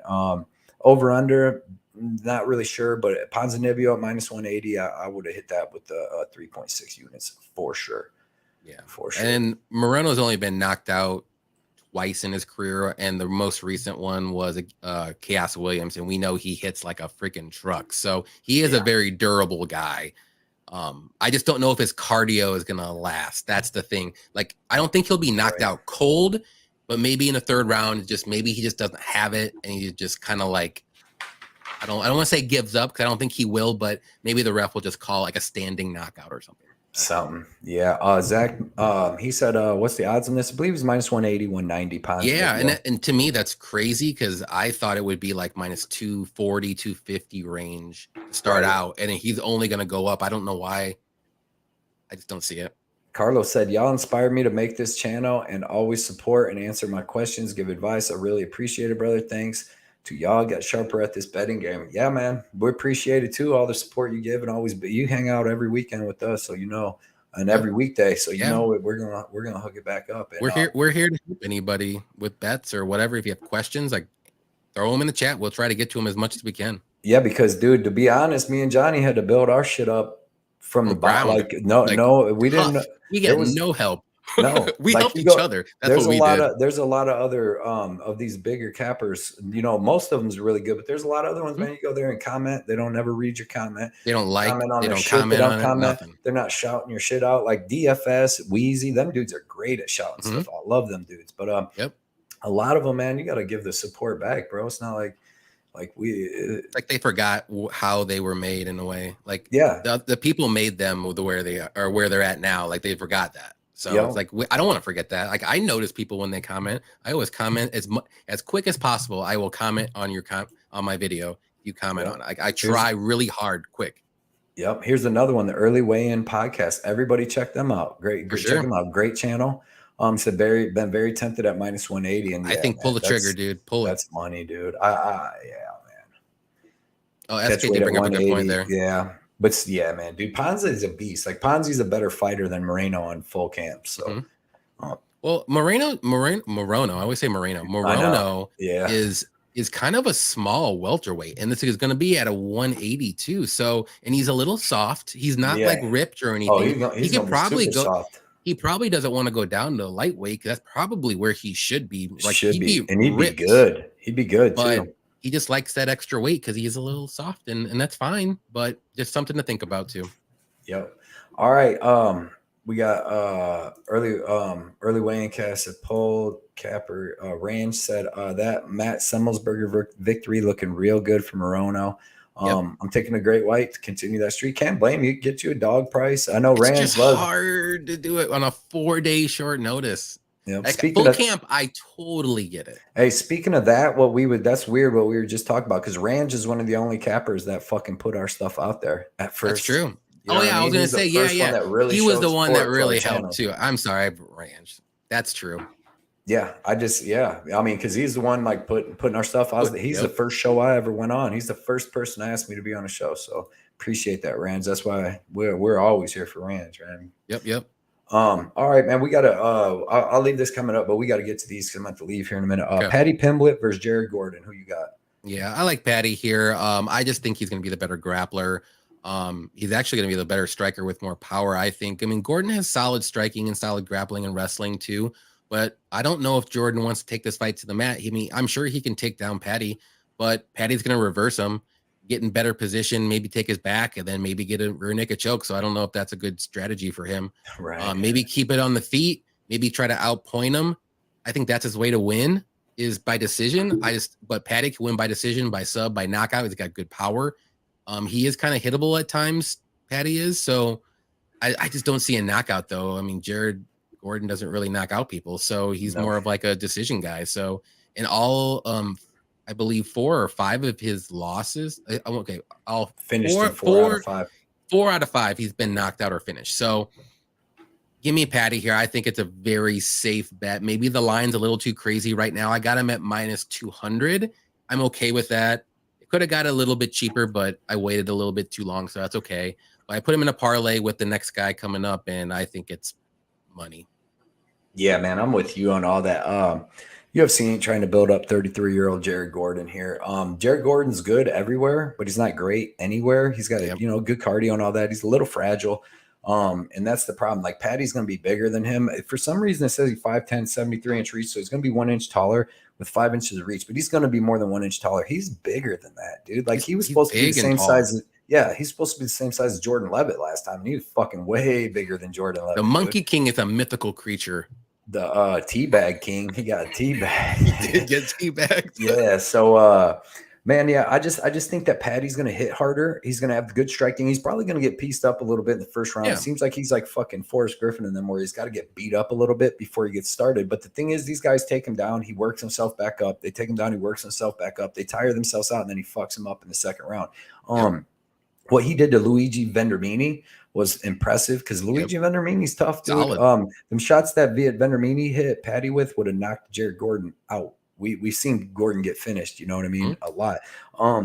I just think I know the first round is going to be tough, but I just think that Paddy's going to finish Jared in that second or third round. I think he's either going to do it grappling or a club and sub duty. Hits hard. He's willing to get hit. He's willing to get taken down and get up and keep making him work. Jared Gordon, he used to be like a cardio king, but he's been slowing down a little bit in his fights. Joe Selecki fight. Like Joe Selecki controlled him for like almost 2 rounds. Yeah, and I thought Joe Selecki won that fight. And then I think so too. I think Paddy Pimblett is the better Joe Selecki because he's got the same grappling as Joe Selecki, except he's got good KO power on the feet where Joe Selecki don't, but he's got cardio. Joe Selecki slows down just as bad as him. So give me I bet Paddy Pimblett. I got him at minus 175. I like that line, you know. I like that a lot. I got 3.5 units to win 2, and I feel good about that, man. I feel good too. I think Paddy, I don't want to say he's a lock. I hate saying that, but I think I'm very confident in Paddy this week. And I usually am not confident in Paddy at all. Yeah. I'll be honest. Right. Yeah, he's been looking good. He's a finisher. He's going to finish Jordan. SK, y'all think Saaiman trains with Duplessis? He does. He trains with He's known Duplessis since he's 14 years old. So he's definitely been really doing this. He has his amateur fights at like 14, 15. CJ said, give me Paddy the Batty at minus 200. I'm a parlay with Ankalaev, and I don't think you can go wrong. That's my parlay. Early weigh-in cast money line bet on Paddy minus 190. Let's go. Gray shirt said Drekis is Cameron's mentor. Yep. There you go. Sean Shelby wanted this fight even before Levitt. Yeah. Remember they were supposed to fight. They were. Oh yeah. The UFC wasn't it canceled once? Yeah. They picked Levitt for some reason over Gordon. Maybe there was some injury or something. But yeah, man, they know what they're doing. These guys do the same exact thing, except Paddy has better cardio, hits harder. He's going to be bigger, and he's way more dangerous on the ground. Where Jared Gordon can get takedowns, but he's a lay and pray guy with a little ground pound. Where Paddy's trying to take your back and choke your head off and shit. Yep. And he's really good. You do that rear naked on Jordan Levitt. Dude, Jordan Levitt's got a great jiu-jitsu. That's what he does, dude. And it was so slick the way he fucking body triangled his fucking arm into his arm. So Jordan Levitt couldn't even defend, dude. His shit's high level. So and honestly, I don't think if Paddy didn't get his arm like that, I think Levitt would have survived that round. I mean, he's a really good grappler, but he just couldn't. He had one arm. Yeah. Yeah. And Jared Gordon's got some wins, but like, see, who's he beat? Not really nobody. And he was a fucking size bully too, going down to 145, never making weight. 150, came in 150 every honestly, fucking time. His best win, Joe Selecki. Yeah, and I didn't think he won that fight. He didn't even look good against Leandro Santos. Bill Algeo on the regional scene. Yeah, back in the day. Yep, that's it. Those were his two best wins. Yep. Yeah, SK said Patty should have been thrown. They're building him up. Yeah, Patty's 19-3. It's not like, I mean, Jared Gordon's 19-5, but the time to fade Patty will come. Trust me. Mm-hmm. The lightweight division is stacked. He can't be protected for too long before he gets to the really good guys. But this isn't the fight to fade him. Trust me. Right. I don't think it is. No, Bunkoots, what's up, man? All right, let's get to this final fight. We got Jan Blachowicz versus Magomed Ankalaev, and you get to start this one off, I think, right? I mean, I can if you want. I think I started Patty. Okay, all right, I got this one. Go. Man, this is going to be another good fight, 5-round fight now. Good striking. Jan Blachowicz got that power left hook. Good takedown defense. Really good power. He's getting slower, it seems like, as he's getting up in age. When he fought Ratchik, man, he used some really good leg kicks in that fight to bust up Ratchik's leg. Not the one that got hurt, but he was just busting up his other leg. And then he kept throwing the same combo. He kept throwing a left hook to the body and then the overhand right. I mean, he threw it like 20 times. It's like all he had. It was kind of weird. Like he just kept throwing that over and over with the powerful leg kicks and calf kicks. But he's almost 40 years old. He's fighting a young stud in Ankalaev who has great movement, great counter striking. He can get in your face and just with feints, like wear guys down. Like, he's going to have the wrestling advantage if he chooses to use that, or if he needs to use it at some point in the fight. Good jiu-jitsu. Very well rounded. He's going to have way better kicks as far as high kicks. You know what I mean? He throws hard body kicks, hard high kicks. But I'm going to take Ankalaev. I'm going to take him. I'm going to say he stays out of the way of that Polish power left hook. I'm going to say that he actually wins a decision, a counter fighting decision, like he did with Thiago Santos. Has a boring fight because you got to, dude. People are going to say it's boring, but you can't go out there and be reckless against Jan Blachowicz, or you're going to wake up like with the ref, like wondering why fucking John McCarthy's in your bedroom. You know what I mean? So yeah, like you are fucking Herb Dean or whatever, one of these refs, you'd be like, why the fuck you know? Oh shit, I fucking got reckless. So give me Ankalaev, and I'm going to take him by decision. I don't think he finishes Jan, and I got a bet on him. I got him at -220. I got 3.3 units to win 1.5. Right on. Yeah, I like Ankalaev here. I think he has more path to victory for him to win. I think this will go to decision as well, but Ankalaev has the wrestling. He's got the takedowns. I don't think Blachowicz has the greatest takedown defense. It's okay, but it's not great. I think he's gonna go get baby blood. But striking is pretty close, I would say. But I like Ankalaev is a little bit more, maybe, but maybe it's very close on the feet. I'll tell you that. I don't even know who's better, but I do know that Ankalaev has better wrestling, better takedowns, and Blachowicz doesn't have good takedown defense. So that's why I'm going with Ankalaev here. I think he will use that wrestling, maybe not right away, but he'll test the striking a bit. And then once he gets that right timing for a takedown, I think it's going to happen. I think this fight will be rinse and repeat after that and go all 5 rounds. Maybe Ankalaev gets a like a knockout, like a ground and pound or something, maybe in the later championship rounds, like 4 or 5, but I think it will go to decision. I think Ankalaev will probably win a 49-46 or 48-47 decision. That's just me. And I have him in that parlay with Patty too. I think I've seen so many people with that parlay, Patty and Ankalaev at like a little bit over plus money, like plus 110 range or plus 120. So give me Ankalaev by decision too. Baby blood. Say what's up. I already said that. Yeah, but they didn't hear you. Say what's up, Johnny. Hi. Hi. How's it going? How's it going? Ready to pick colorless markers. I know you did. Okay, so look, she picked Wonderboy Thompson last week. She went 1-1 last week. She picked Nico Price and Wonderboy very Thompson. close to winning in that one. Yeah, and Cortez went off, or the Cortez fight went off. All right, Avery Bell. Who's going to win? You listening? Patty Pimblett Patty Pimblett. I'm looking at your mom. Patty Pimblett or Jared Gordon. I'm gonna just. No, underdog. All right.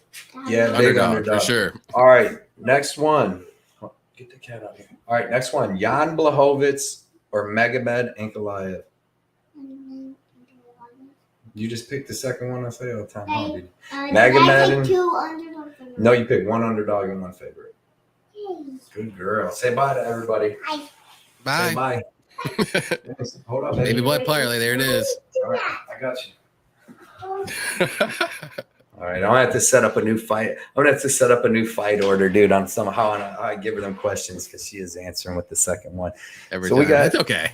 Hey, I mean, Gordon. she's doing good. So yeah, I don't want no damn Gordon bet. You better not jinx now. We need to start giving her fights that we don't have a lot of money on. Just nothing in case. on. You're just like fucking salmon and fucking Koslow. Salmon. Yeah, Saaiman, whatever. Love it. Ankalaev, new champ. My dogs love my parlay with Pimblett. Yeah. So we're not doing that parlay. Baby Bloods parlay this week. I got to. It's Gordon and Ankalaev. I don't like it. Bro, I didn't even see her do no tape all week. So there's that. She's just going off. What do you call it? Like off the cuff tape? or whatever. You even do tape, Baby Blood? All right. You tape, bro? There we go. Eric, Eric's a trivia guy. He knows how to trick people into being smart. Yeah, man. That's a good idea. Doing. I'll bring it up on Tapology or something. I'll do the split screen and bring it up there. Yeah, that's a good idea. You can share it, then we can both be on there at the same time. I'm with Eric too. I thought when I said Patty Pimblett or Jared Gordon, Patty Pimblett. That's the He name, even had man. a good pause, like Patty Pimblett. Well, that's what I'm trying to do, so I don't say it. Because I think what it is that I'm saying them, and she's nervous, and then she's just picking the last thing she remembers. She's not even remember. She's just like trying to remember the last thing I said. So we'll do some pictures. I get the etch a sketch out if I got to. I don't care. We're gonna get this done. We're gonna get this done. Love it. Patty, we're both on Ankalaev. Yep. So my 5 bets this week are Alexander Hernandez under 2.5 rounds plus 140. I got Patty Pimblett minus 175. I got Dricus Duplessis minus 135. I got Magomed Ankalaev at minus 220.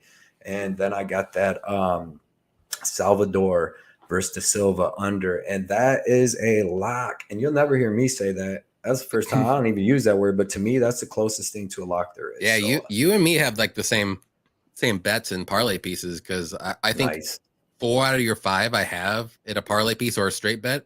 The only one I don't have is the under 2.5 for the Billy Q fight. That's the only thing I don't have of yours. So we're on the same page. Nice. Yeah, dude. And I'm weirdly confident that Silva's going to win. Trust me, guys. Weirdly too, right? Confident. First round sub. Hey, mark that down. It's a weirdly confident pick, man. And bet it too. Yeah, bet it. Yeah, man. If I was going back to the casino, I'd have to at this point. Yeah, I know. Ice. I didn't want. Yeah. We don't cheat. We don't cheat like that, though. I wanted to, though. I wanted to go Jared Gordon, Patty Pimblett. Yeah, man. Everybody appreciate all you guys coming out. Everybody that's been here all night. Erik, Ice Viking, Carlos, Prince of Mischief. Effie's been here all night. Freaking Early Weigh-In Podcast. Zach, everybody, Bunk Hoots. I know I'm missing Dev, the dude. Everybody check his stuff out. What's that? The last comment. I haven't seen yet. But SK, Yodis, Effie, Range. Hopefully we see you Saturday. Gracier, everybody, man, that came here and talk, man. We appreciate you guys. For sure. Let's see. The MMA Jesus said parlay Ankalaev, Till, and Ilia, and you will be rich. Also, fuck Dev the dude if you. Oh shit! You little weasel, fake MMA Jesus. Shots fired. Wow. Dang, dude, love it. We're gonna have to get the boxing match, man. That's what we need to do now. That's what we need to do on our channel is get like MMA capper guys to fight and then just post it on our stuff. Dude, just World Star and just we pay for flights. Dev, they got to do MMA. Jesus is going at it. Oh, he's in here. Look at him. He's in there. Oh, okay. This is why this great, like everybody said, man, great chat, great chat. Prince of Mischief, everybody. You guys make it a great chat. Make it fun for us as well. Like we're just here to have a good time, and we love just talking to everybody. So keep up the posting and keep up the everything that you're doing. We love it. That's why we come back every week on Wednesday. We want to let you guys know Wednesday nights we're here. We're here for you.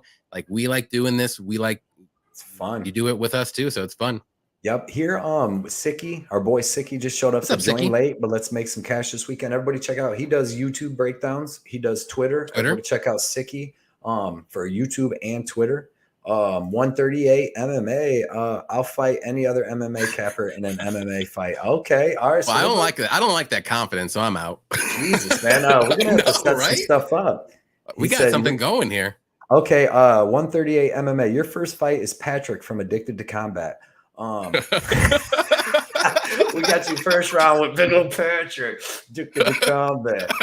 Dude, this is funny. Hey, we'll have to set some stuff up. But hey, 138, appreciate you coming out tonight, Sicky. Both MMA Jesuses, there can only be one. There can only be one. Fucking Highlander style. All right, man. Appreciate you guys all showing up. Check us out Saturday, 2 hours before the show. Check us out every Wednesday night. We're here with the funniest show, the best show on YouTube. For sure. Period. So real quick, I will be joining another live stream at 9 p.m. or 10 p.m. Eastern time, whatever time zone you're in. So another like a little over an hour on Couch Warrior MMA's YouTube channel. If you haven't subscribed to him, go ahead and do that. Yes. I will be on there with Patrick, with Erik Betts fight that was in here, and Couch Warrior as well. So if you want to talk more MMA, got an hour break and come back. I'm getting whiskey. I'm gonna eat something real quick, and I'll be back double shift. Hey, we're gonna have to start taking some little clips of these videos. Oh, we do these lives and start posting them on just a little. Yeah, when we just do a little. Yeah, because we probably get a ton of views and it's hilarious. Daz Files too. I don't know if I mentioned him earlier. Thanks for coming out. Ice Viking, thanks for coming out. Your Mama Betts, thanks for coming out. Dylan. Yeah, he don't want no more smoke. Dylan knows I come with the heat. Where's Dylan? I haven't seen him. I think he's gone after the last one I hit him with. He's got scared. Me and his mom is going to win the World Cup way. She's working balls. All right, Jordan, thank you for coming out too, Jordan Sandberg, and always support, man. We'll catch you guys later, man. Yep. See y'all later, man. Later.